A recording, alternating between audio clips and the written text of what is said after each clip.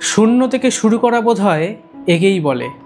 একজন রিক্সা চালক থেকে সাহিত্যিক এবং সেখান থেকে বিধায়ক হয়ে ওঠা। নমস্কার, আমি রনিত দাস। ইতিকথার আসর চ্যানেলের আরেকটি নতুন এপিসোডে আপনাদের স্বাগত জানাই। আজ আমাদের মধ্যে উপস্থিত থাকবেন বলাগড় বিধানসভার বিধায়ক মাননীয় শ্রী মনোরঞ্জন ব্যাপারী মহাশয়। তিনি যেমন একদিকে বিধায়ক, অন্যদিকে দলিত সাহিত্য একাডেমির সভাপতি। শুনে নেব তার কিছু কাহিনী। নমস্কার। বিধায়ক হবার পর আপনার কীরকম খ্যাতি বেড়েছে? লেখক হিসাবে আপনি থাকতে ভালোবাসেন না বিধায়ক হিসাবে? মানুষ হিসাবে। আচ্ছা, এই যে সমাজটা অসহ্য সমাজ, একদল লোক অত্যাচারী আর একদল লোক অত্যাচারিত। অত্যাচারীদের বিরুদ্ধে আমার লড়াই একটা ছিল, লেখাও আমি সেই লড়াইটাই করেছি। লেখার মধ্যে দিয়ে রাজনীতি করতে এসেও আমি সেটাই করছি। ফলে দুটোকে, কোনোটাকে বাদ দিয়ে কোনোটা নয়। সম্প্রতি আমরা দেখতে পাচ্ছি দিল্লিতে একটা রাজনৈতিক পরিবর্তন হলো। প্রথমেই এসে দিল্লির মুখ্যমন্ত্রী যেটা করলেন, বি.আর. আম্বেদকরের ছবিটা সরিয়ে দিলেন। এটা আপনি কি চোখে দেখছেন? এটা কি খুব ভালো দিকে যাচ্ছে আমাদের সমাজ? ওদের যেটা করার ওরা সেটাই করছে। ওরা আম্বেদকরকে তো চায় না। আম্বেদকর সাহেব সংবিধান রচনার মধ্যে দিয়ে, আম্বেদকর সাহেবের জীবনের অনেক সংগ্রাম আছে, কিন্তু মূলত আমরা যেটা জানি, মানুষ যেটা নিয়ে বেশি ওনাকে শ্রদ্ধা করে, যেটার জন্য দলিত মানুষের উত্থান হয়েছে, সেটা তো সংবিধান। সংবিধানের মাধ্যমে উনি দলিত মানুষকে অর্থনৈতিক দিক দিয়ে, শিক্ষানৈতিক দিক দিয়ে, রাজনৈতিক দিক দিয়ে এগিয়ে আসার একটা রাস্তা উনি বার করে দিয়েছিলেন। এই যে যারা মনুবাদী, তারা বাবা সাহেবকে এই জন্যে সহ্য করতে পারে না যে দলিত মানুষ আমাদের সমকক্ষ হয়ে যাচ্ছে, অতএব বাবা সাহেবের বিরুদ্ধে তাদের একটা আক্রমণ থাকছেই। অমিত শাহ কি বলেছিল বাবা সাহেব সম্বন্ধে? ফলে বাবা সাহেবের চোখে বিষ আগেও ছিল, আজও আছে। আমরা এটাও দেখেছি, রাম মন্দির উদ্বোধনের দিন স্বয়ং রাষ্ট্রপতি আমন্ত্রিত ছিলেন না। সেই জায়গা থেকে দাঁড়িয়ে মোদিজি বারবার বলছেন যে দলিত সমাজকে আমরা উত্থানের চেষ্টা করছি, আমরা রাষ্ট্রপতি দিয়েছি। এটা কি কোথাও কি একটা মিথ্যে ভাওতা মনে হয় আপনার? এটা কি সাধারণ মানুষের কারো বুঝতে বাকি আছে?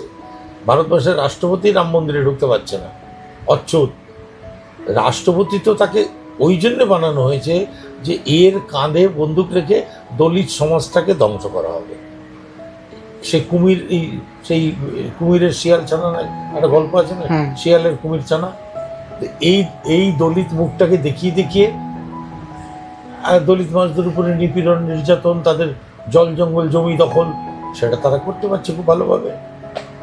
আমরা দেখছি যে পশ্চিমবঙ্গের বাইরে দলিতরা প্রচণ্ড পরিমাণে নির্যাতিত, এবং ভোটের আগে এটাও আমাদের ভিডিওতে আমরা দেখেছি যে তার গায়ে প্রস্রাব পর্যন্ত করা হচ্ছে। আপনি বাংলা থেকে প্রতিনিধিত্ব করতে বাইরে অনেক সময় গেছেন, আপনি এরকম কোনো, আপনার প্রতি এরকম বিদ্বেষ কখনো হয়েছিল কোনো দিন? আমার প্রতি এরকম বিদ্বেষ হলে আমি কি পাল্টা না দিয়ে থাকবো? এখন প্রশ্নটা এখানে, 85% মানুষ আমরা নিম্নবর্ণের, 15% মানুষ হচ্ছে উচ্চবর্ণের।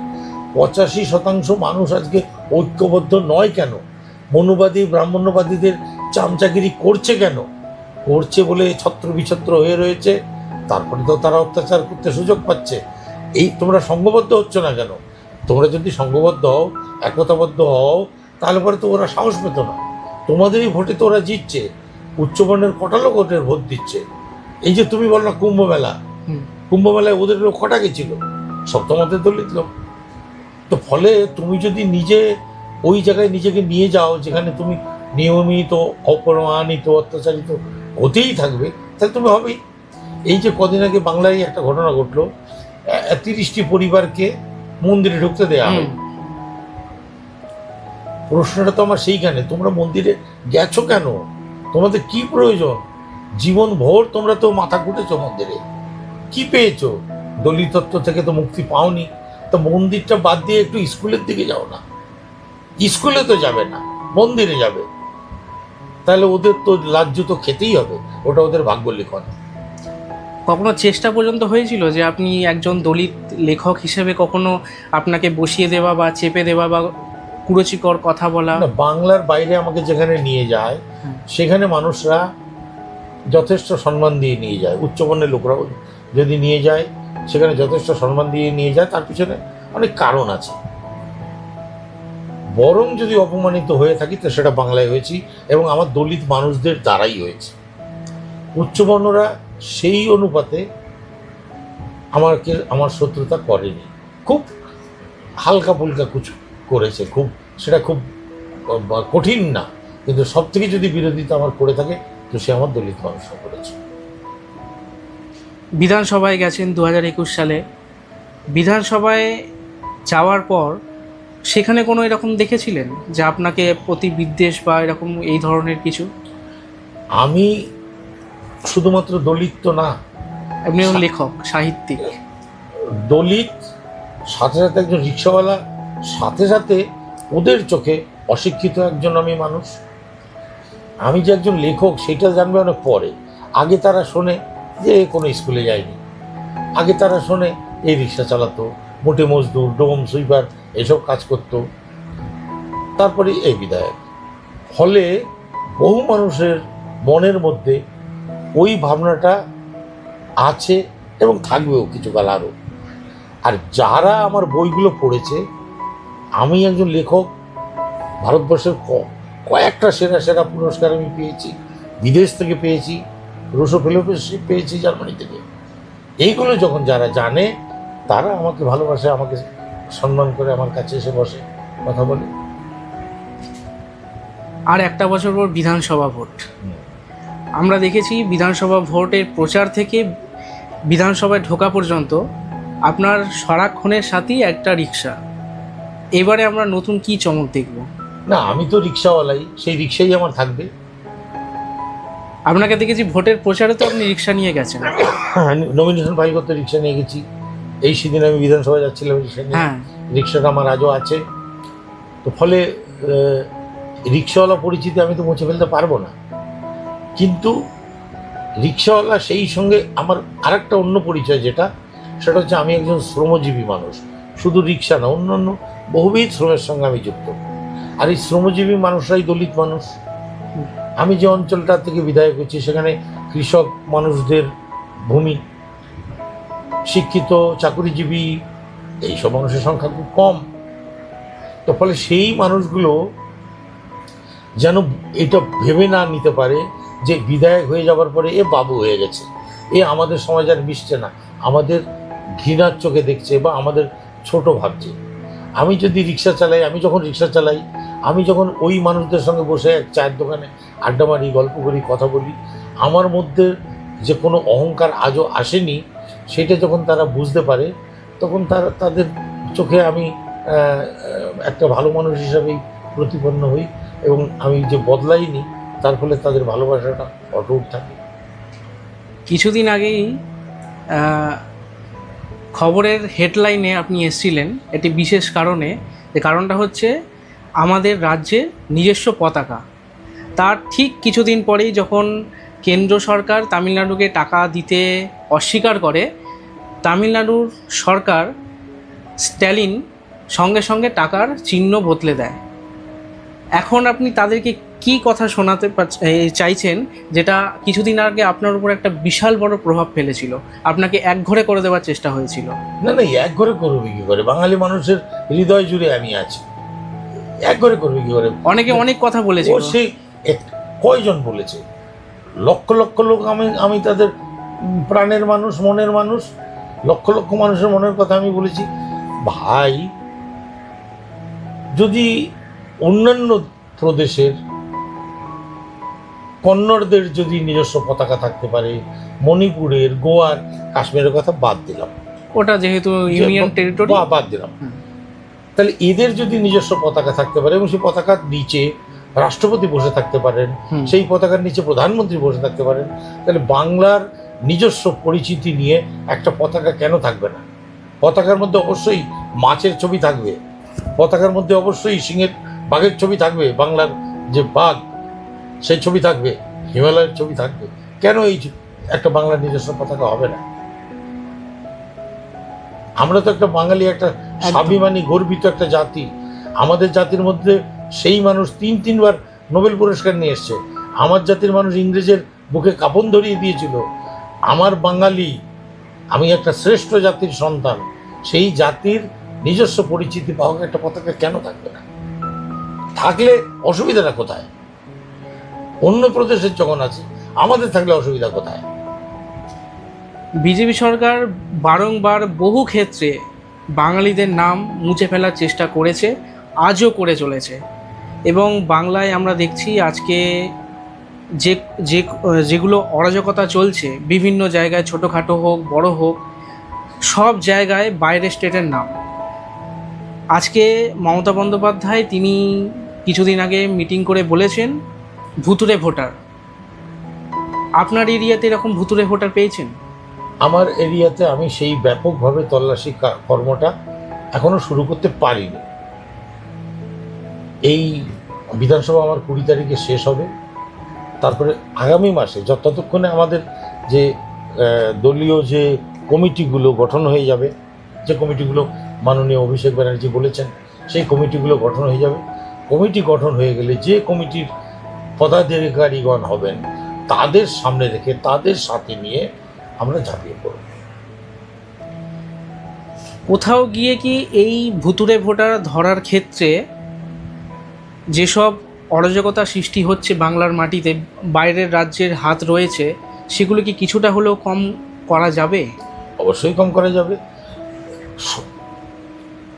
সচেতনতা যদি থাকে, একটা হিন্দিতে একটা রাস্তার মধ্যে একটা বোর্ড দেখা যায়, বাংলায় দেখি না, নজর হটি তো দুর্ঘটনা ঘটি। আমাদের তীক্ষ্ণ নজরে যদি ফাঁকি হয়, যার জন্য অভিষেক ব্যানার্জি ওই দিন বলেছেন যে এটা 12 মাস নজরদারিটা রাখতে হবে, একদিনের কাজ না। অত্যন্ত পরিপক্ক রাজনীতিবিদের যে কথা, উনি সেটা বলেছেন যে রাজনীতিটা একদিনের জিনিস না, 1 ঘন্টার জিনিস না, দিন রাত 24 ঘন্টা এবং বছর ভোর এটা করতে হবে। উনি আমাদের সেটা সতর্ক করেছেন। তো ফলে এই নজরদারিটা তীক্ষ্ণভাবে রাখতে হবে। আমার এলাকায় আমি থাকি, যেটা মাননীয় অভিষেক ব্যানার্জি বলেছেন, একটা যে বুথ সভাপতি আছে, সে তার অঞ্চলটাকে তো চেনে, কোন লোকটা বাইরে থেকে এসছে, নতুন কবে এসছে সে শনাক্ত করতে পারবে। তার যদি ভোটার লিস্টে নাম ওঠায়, তাহলে সেইটাকে তখন তদন্ত করতে হবে যে সে অন্য কোথাকার ভোটার, হঠাৎ করে এখানে চলে এসে ভোটার হচ্ছে কেন, সেগুলোকে দেখতে হবে। সেগুলো যদি আমরা ঠিক মতো পরিসংখ্যান দিয়ে, আমাদের দলনেত্রী দেখিয়েছেন যে এই ভুতুরে ভোটারের কারণেই দিল্লিতে কেজরিওয়ালের পরাজয়, মহারাষ্ট্রে এই ভুতুরে ভোটার, এটা আমরা ধরে ফেলেছি। আমাদের দলনেত্রী, আমাদের নেতৃবর্গ আরও যারা আছেন ধরে ফেলেছে। ফলে যেটা ওরা করতে চাইছিল সে ঘুরে বালি, সেটা আর করতে পারবে না। এটা তো গেল দিল্লির কথা। কোথাও গিয়ে একটা কি বড় চক্রান্ত কাজ করছে যে আজকে ভুতুরে ভোটার ঢুকিয়ে বিজেপি যদি আজকে সিট পেয়ে যায়, একই এপিক নাম্বারে 2 জন করে লোক বেরোচ্ছে, কোথাও গিয়ে বাঙালিদের কি কোণঠাসা করার একটা পরিকল্পনা চলছে? ডিটেনশন ক্যাম্প কি? এইটা আজকে না, বহু বছর ধরে ওদের পরিকল্পনা। বাঙালি তো এখন সবে সজাগ হচ্ছে। আমি ক্ষুদিরাবাদ বলে একটা পাড়াতে থাকি, সোনারপুরের। 2000 সালে প্রথম ফাঁকা মাঠ ছিল। সিপিএম পার্টি থেকে জমিদারদের ওই জমিগুলো দখল করে চাষিদের মধ্যে কৃষক সভার মাধ্যমে বিলি বন্টন করে দেওয়া হয়েছিল। পরবর্তীকালে ওই জমিগুলো কৃষকদের থেকে নিয়ে তার 2 কাঠা প্লট করে বিক্রি করতে থাকে। একটি বিহারি গেল, একজন নেতাকে ধরে 2 কাঠা জায়গা কিনলো, 5টা ঘর বানালো। একটা ঘরে নিজে থাকে পায়রার খোপের মতো, 4টে ঘর। দেশ থেকে 4 পরিবার এনে ওখানে ঢুকিয়ে দিল। একজন ফুচকা নিয়ে রাস্তায় বসে গেল, একজন শিলকাটাই নিয়ে হাতুড়ি নিয়ে বেরিয়ে পড়লো, একজন ইটা তোড়াই নিয়ে বেরিয়ে পড়লো, একজন খৈনি নিয়ে বসে পড়লো। 6 মাস থাকলো, নজর রাখলো চারদিকে, কোন নেতাকে ধরলে আমারও একটা সদ্গতি হবে দেখে নিল। তাকে ধরে যেখানে যেখানে যে বসেছিল, যেখানে যেখানে সুযোগ পেল, খুঁটি গেড়ে একটি করে দোকান। এ তো বাঙালিদের ক্ষতি হচ্ছে। বাঙালি যদি সচেতন না হয়, আমাদের বাঙালিরাই তো ওদের প্রশ্রয় দিচ্ছে। আজকেও আপনি বাবুঘাটে গিয়ে দেখুন, বাঙালি আছে। গোটা কলকাতাটা তো অবাঙালি কবজা করে নিয়েছে। আর এই যে ফুটপাথগুলো দখল করে বসিয়েছে কারা? আমাদের বাঙালি নেতারাই। তাহলে কি করবেন আপনি? বাঙালি তো আত্মঘাতী বাঙালি। নীরজ চৌধুরী বলে গেছেন, বহুভাবে বাঙালির নিজে সর্বনাশ নিজে করতে একটি ওস্তাদ জাতি। আমাদের বাঙালিরাও বাইরের স্টেটে রয়েছে বহু ক্ষেত্রে কর্মসূত্রে। আমি ছত্তিশগড়ে পুনর্বাসন প্রাপ্ত বাঙালি দণ্ডকারণ্যে। ওখানে গিয়ে আমাকে প্রথম ছত্তিশগড়ি ভাষাটা শিখতে হয়েছে। 6 মাসের মধ্যে আমি হিন্দিটা পড়তে শিখেছি। বাচ্চাদের যখন অ আ ক খ শেখে, সেই অ আ ক খর বই নিয়ে আমি শিখেছি। ওইখানে আমি যখন গেছি তখন আমাকে ওখানকার ভাষা রপ্ত করতে হচ্ছে। ছত্তিশগড়ি ভাষা আমি জানি, হিন্দি আমি জানি। এই একমাত্র বাংলা একটা রাজ্য যেখানে এসে বাংলা শেখার দরকার নেই, সে তার হিন্দি ভাষায় কথা বলে যাবে, আমরা তার সঙ্গে হিন্দি ভাষা যাব। আপনার শুনলে আশ্চর্য লাগবে, বিধানসভাতে হিন্দি ভাষী যে মেম্বার সদস্য, সে হিন্দিতে প্রশ্ন করছে। আমাদের বাঙালি কোনো মন্ত্রী সে হিন্দিতে জবাব দিচ্ছে। কেন? তুমি বাংলায় জবাব দাও, ওর বুঝে নেবার দায়িত্ব। না বুঝতে পারলে না বুঝবে। কিন্তু আমাদের নেতাগুলো তো এগুলো বুঝছে না, সে হিন্দিতে জবাব দিচ্ছে। আমি দেখি, এখন আমি বিধানসভার মাত্র নতুন আমি গেছি, পুরনো নেতারা রয়েছে, তারাও সব চুপ করে থাকে, আমাকেও চুপ করে থাকতে হয়। কিন্তু ভিতরটা আমার পড়ে যে আমাদের নেতারা কেন হিন্দিতে জবাব দেবে? আমার বাংলায় দাঁড়িয়ে আমি বাংলা বলবো, বুঝে নেবার দায়িত্ব তোমার। তুমি যদি না বুঝতে পারো, বাংলা শেখো। আপনি এতদিন ছত্তিশগড়ে ছিলেন, আপনার ভোটার কার্ডটা কোথায় ছিল? আমার ভোটার কার্ড ছত্তিশগড়ে ছিল। আপনি কোনোদিন বাংলায় ভোট দেওয়ার চেষ্টা করেছিলেন? হবে নাকি? হয় নাকি? এইখানে থেকে তো বহুজনের তাই হচ্ছে। আমি ট্রান্সফার করে নিয়ে এসেছি, তারপরে নিয়ে এসে এখানে ভোটার কার্ড বানিয়েছি। তারপরে ধীরে ধীরে এক একটা করে কাগজ আমার এখানে পরিবর্তন করে এনেছি। এটা একটা সিস্টেম। এটা, এবং আমি যে এইখানে এসেছি কিন্তু আজকে না, আমার কিন্তু বাংলার সাথে সম্পর্ক সেই 71 সাল থেকে, আজকে না। আপনার তো 2 জায়গায় ভোটার কার্ড নেই, কিন্তু বাংলায় বহুজন আছে যারা বাইরে থেকে আসছে, তাদের 2টো করে ভোটার কার্ড, এখানেও ভোট দিচ্ছে, ওখানেও ভোট দিচ্ছে। সেইটাকে তো ধরবার দায়িত্বটা তো আমাদের, আমরা আজকে যে দিকটাতে দৃকপাত করলাম, কিছু বছর আগে তো দৃকপাত করতে পারতাম। ওদের মধ্যে যেরকম কৌশলী লোক আছে, সেই কৌশলী লোক আমাদের মধ্যে কেন নেই? কেন আমরা ধরতে পারিনি এতদিন? আর এই যে হাওড়া স্টেশনে সকালবেলা গিয়ে একটু দাঁড়াও, বিহার থেকে যে ট্রেনগুলো আসছে, এই যে দলে দলে লোক আসছে, এসে আমাদের বাংলায় ছড়িয়ে যাচ্ছে চারদিকে। কোথায় যাচ্ছে তারা? কে তাদের আশ্রয় দিচ্ছে? কেন আশ্রয় দিচ্ছে? কিছু টাকা দিলেও দিয়ে একটা ছাতুর দোকান, জানে না যে ওইখানেই ও খুঁটি গাড়বে, ওইখানটাতেই ও চেপে বসবে, তোমার বুকের উপরে ওই খুঁটিটা গেড়ে দেবে 2 দিন পরে। ক্ষুদিরাবাদে গিয়ে দেখো, এখন ওরা বলছে আমরা 70, তোরা 30, কি করবি? ভোটের একটা আলাদাই একটা অঙ্ক করে বিজেপি যেতে, ওখানে বিজেপি যেতে। তো বিজেপি তো চাইছে যে এই মহারাষ্ট্র, বিহারে অত্যন্ত অনুন্নত অঞ্চল, তো বিহারে তো কোনো শিল্প কারখানা রোজগারপাতি কিচ্ছু নেই। বিহারিগুলোকে তো বাংলা অর্ধেক খাওয়ায়, বাংলা অর্ধেক খাইয়ে বাঁচায়, বাকি অর্ধেকগুলো কেউ মহারাষ্ট্রে যায়, কেউ গুজরাটে যায়, আসামে যায়, আবার ওখানে ঝাড়ও খায়। বাংলা একমাত্র নিরাপদ জায়গা যেখানে কোনো ছাড় হয় না। আগামী দিনে বাঙালিকে যদি উজ্জীবিত হতে হয়, তাহলে কোন পথটা অবলম্বন করাটা আগে দরকার?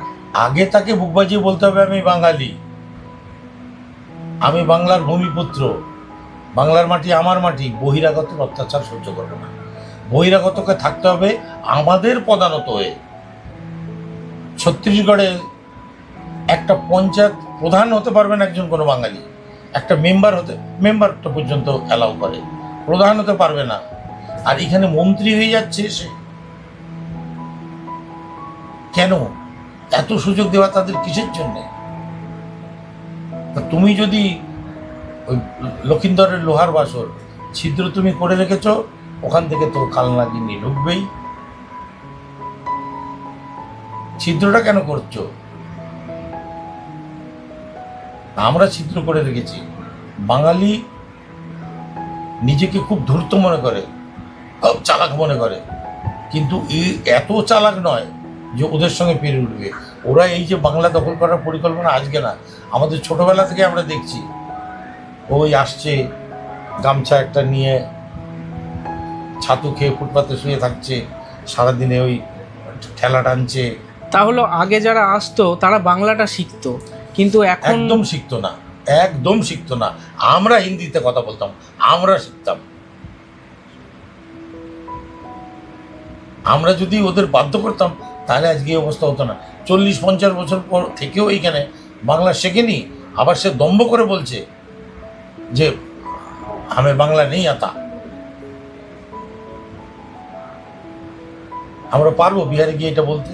আমরা পারবো ছত্তিশগড়ে কোথাও গিয়ে এরকম বলতে? ট্রেন থেকে নামতে দেয় না। আমরা তো বিভিন্ন পরীক্ষা দিতে যাই, আমাদের সমস্ত এরা ছাত্রছাত্রীরা ট্রেন থেকে পর্যন্ত নামতে দেয় না। এবারে পাল্টা দিতে হবে। যদি তুমি না দিতে পারো তাহলে তোমাকে শেষ করে দেবে। এবং বাঙালি শেষ হবার মুখে। আত্মঘাতী বাঙালি নিজের আজকে এই যে বহিরাগতদের প্রশ্রয় দেওয়া, তোষণ করা, বাঙালি তো করছে। বাঙালির মধ্যেই একদল তো ওদের দালালি করছে। তাহলে তো বাঙালি বুঝতে পারছে না। বুঝতে পারবে সেই দিন যেদিন নিজ ভূমে পরদেশী হয়ে যাবে, যেদিন তার থেকেও বড় কথা ডিলিমিটেশন আসছে। তুমি বলো আজকে জনসংখ্যার ভিত্তিতে যদি কলকাতায় তো 73 ভাগ ওরা যদি বলে যে এটা বিহারের সঙ্গে যুক্ত করে দাও, কারণ এখানে 73 ভাগ লোক হিন্দিভাষী, কি করবে তুমি? যদি আন্দোলন করে কেন্দ্রীয় সরকার ওদের তো সমর্থন করবে, কি করবে তুমি? আমাদের বাংলার একটা বড় রেল স্টেশন বলো যেটা তোমার বাঙালির কবজায় আছে, শিয়ালদা, হাওড়া, বর্ধমান, যে কোনো আসানসোল, কোনো স্টেশন সব ওদের কবজায়। তো তোমরা এইখানকার বাঙালি ছেলেরা চলে যায় ব্যাঙ্গালোরে লেবার কাটতে, অমুক এইখানে অন্য জায়গা থেকে লোক আসছে এইখানে। আমি ঠিক জানি না পরিসংখ্যান, কেউ শুনছিলাম যে 1,70,00,000 বিহারিকে বাংলা খাইয়ে পুড়িয়ে চাকরি দিয়ে কাজ দিয়ে খাওয়াচ্ছে। আর এইখান থেকে ওরা বোঝকাবুচকি নিয়ে কোথায় চলে যাচ্ছে? তুমি তোমার নিজের জায়গাটা দখল করো। একটা যে ফুটপাতে বসে একটা লোক যে যাও বাবুঘাটে, একটা দোকানদার কত রোজগার হচ্ছে দিনে, তোমার ওই তুমি ব্যাঙ্গালোরে গিয়ে কোথায় গিয়ে কি করে কত টাকা রোজগার করো মাসে? তোমার থেকে 3 গুণ টাকা এখানে তোমাদের লোকদের ওরা চাকর রাখছে ওদের কাছে। কলকাতার ফুটপাথগুলো দেখো না সব। তাই এই ফুটপাথগুলো তোমরা দখল করতে, ওরা কেন দখল করে নিল? তোমরা ছেড়ে দিয়েছো, ওরা দখল করেছে, কিছু করার নেই। তোমরা ভেবেছো বাইরে যাব, এখানে কেউ অধিকার দেয় না, কেড়ে নিতে হয়। তোমার কলকাতা অন্য লোকে দখল করে নিয়েছে, তুমি লড়নি, ছেড়ে দিয়েছো, তার ফল তোমাকে ভোগ করতে হবে। তোমাকে এখন ট্রেনে চেপে যেতে হবে, মার খেতে হবে। ওরা যেখানে গিয়ে তুমি কাজ করতে যাবে সেখানে তোমাকে অপমান করবে, মারবে, ধরবে। কত তো মারা গেছে, বডি অবধি আসে না। তা তুমি কি করবে? তুমি নিজের ভূমি ছেড়ে তুমি পরদেশে। মহাভারতে একটা কথা আছে, কি বোঝাবে এদের? বকরূপী ধর্ম জিজ্ঞেস করেছিল যুধিষ্ঠিরকে যে সুখী কে? তো তখন যুধিষ্ঠির বলেছিল নিজ ভূমে যে থাকে স্বগৃহে আর দিনান্তে সাকান্ন খায়। দিনান্তে সাকান্ন খেয়েও তুমি যদি নিজ ভূমে থাকতে পারো, নিজ গৃহে, তার থেকে সুখী আর কেউ হয়। তো তুমি নিজের সুখ গৃহকোণ ছেড়ে দিয়ে তুমি বাইরে যাচ্ছ, আর তোমার গৃহকোণ অন্য লোকে দখল করে নিয়েছে। সেই সেই চোরের গল্প, সে দরজা খুলে রেখে চুরি করতে গেছে অন্য জায়গায়, এসে তাকে নিজের ঘর নিজের ঘর। কি করবে, কিছু করার নেই। ঠিক আছে, অনেক